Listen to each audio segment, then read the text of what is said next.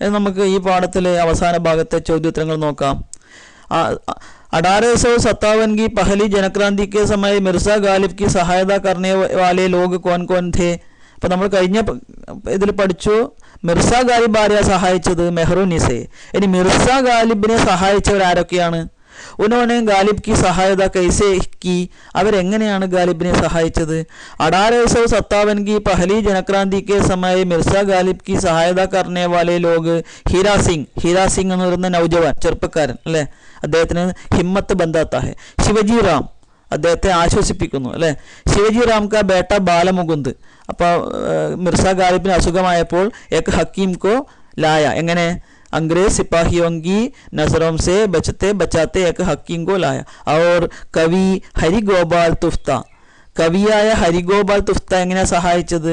നക്കത്ത് റുപ്പയെ और गेहूं की बोरियां भेजे അല്ലേ. हीरा सिंह मिर्जा गालिब के हिम्मत बंधाता है, धैर्യം പകരുന്നു. शिवजी राम भविष्य के प्रति उम्मीद रखने का सलाह देता है. शिवजी राम ഭാവിയെ കുറിച്ച് प्रतीक्ष अर्पिकानुल्ला सलाह उपदेश देता है. शिवजी राम का बेटा बालमुकुंद प्रतिकूल परिस्थिति में भी गालिब की चिकित्सा का प्रबंध करता है. അതായത് ബ്രിട്ടീഷുകാരുടെ കണ്ണിൽ പെട്ടാൽ ഇവരെ കൊന്നുകളയും. അപ്പം അങ്ങനെയുള്ള പ്രതികൂല പരിസ്ഥിതിയിൽ പോലും ഗാലിബിന്റെ ചികിത്സക്ക് ഒരു ഡോക്ടറെ കൊണ്ടുവരുന്നു. ഹരിഗോപാൽ തുഫ്ത റുപ്പയെ ഏവം ഗേഹു ഭിജവാക്കർ ഗാലിബ് की मदद करता है. അപ്പോൾ ഇത് നല്ലോണം പഠിക്കണം. എന്തൊക്കെയാണ് ചെയ്യുന്നത്? हीरा सिंह मिर्जा गालिब के हिम्मत बंधाता है. शिवजी राम भविष्य के प्रति उम्मीद रखने का सलाह देता है.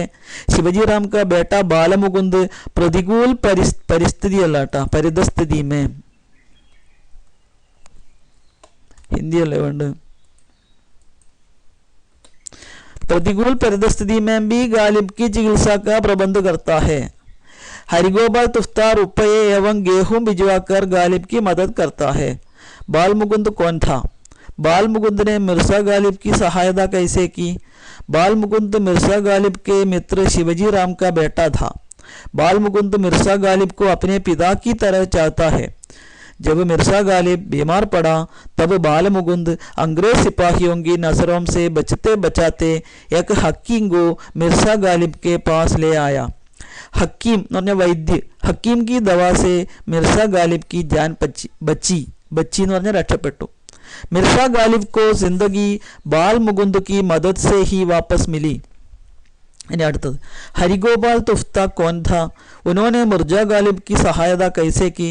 मिर्जा गालिब के दूर के दोस्तों में मेरठ के हरिगोपाल तुफ्ता है. वे भी कवि है. उन्होंने अपने घर मेरठ से मिर्जा गालिब को नकद रुपया भेजा. गेहूं की कुछ बोरियां भी हरिगोपाल तुफ्ता के आदमी मिर्जा गालिब के घर में ले आए. उन्होंने कहला भेजा कि वे मिर्जा गालिब की सहायता हर किस्म से करते रहेंगे. അടുത്തത് दिल्ली के बेशुमार बेगुनाह लोगों को क्या हुआ?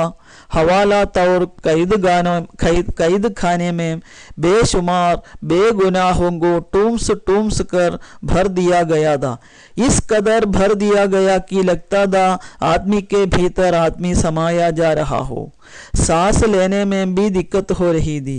इन दोनों ही कैदगानों के बंदियों को बाद में फांसी दे दी गई थी. फांसी എന്ന് പറഞ്ഞാൽ തൂക്കുമരം, तूकीकोल्लल. मिर्जा गालिब ने अपनी सहायता करने वाले लोगों की याद इस डायरी में क्यों किया है?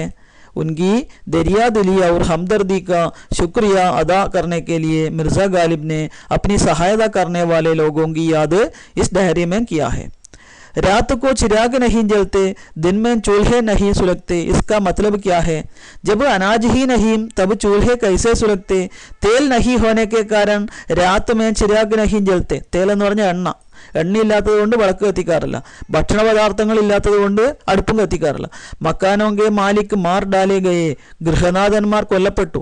ഗർമേ പുരുഷ് നഹീം, ഗർമേ പുരുഷ് ഹോത്തെ തോ വേ കാം കർക്കെ അനാജ് അതായത് ഗല്ല और पानी लाते. मैं कपड़े खा रहा हूँ. इससे मिर्जा गालिब की किस हालत की ओर संकेत है? यहाँ मिर्जा गालिब की गरीबी, धन की कमी और अभावग्रस्त जीवन की ओर संकेत है. അപ്പോൾ ഇതിന്റെ അർത്ഥം ഇതാണ്. मैं कपड़ा खा रहा हूँ, ഞാൻ വസ്ത്രങ്ങളാണ് തിന്നുന്നത് എന്ന് പറഞ്ഞാൽ यहाँ मिर्जा गालिब की गरीबी, धन की कमी और अभावग्रस्त जीवन की ओर संकेत है।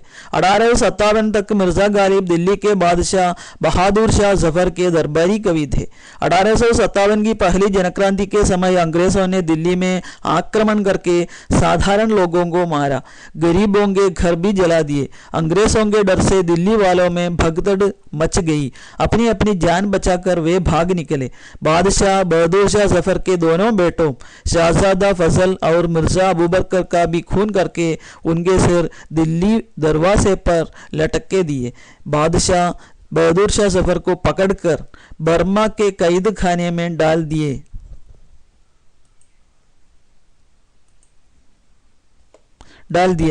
मिर्जा गालिब जैसे कवियों को अब कोई आमदनी नहीं थी। आमदनी എന്ന് പറഞ്ഞാൽ इनकम, वरव, संपाद्यम, इसलिए भूखा रहने की आदत ही हो गई है। काला बाजार से सामान खरीदने के लिए बहुत अधिक रुपये चाहिए.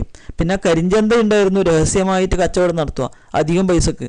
അപ്പോൾ അവിടുന്ന് സാധനം വാങ്ങണമെങ്കിൽ ഒരുപാട് പൈസ വേണം. പൈസ ഇല്ലാത്തതുകൊണ്ട് എന്ത് ചെയ്യുന്നു, ഇസ്ലിയെ വഹ ബിസ്തർ അവർ കപ്പടെ ബേച്ചക്കർ, വില കൂടിയ, അദ്ദേഹം വലിയ പണക്കാരനായിരുന്നു, കാരണം ചക്രവർത്തിയുടെ രാജസദസ്സിലെ കവിയായിരുന്നു. അതുകൊണ്ട് വില കൂടിയ കിടക്ക വിരികളും കപ്പട വസ്ത്രങ്ങളും ബേച്ചക്കർ വിറ്റിട്ട് ഉസ്കെ ബദലെ ഖാന ഖരീദ് രഹേ ദേ, इसलिए ऐसे कहा है. मिर्जा गालिब के चरित्र पर टिप्पणी तैयार करो. നമുക്ക് അടുത്ത ക്ലാസ്സിൽ എടുക്കാം.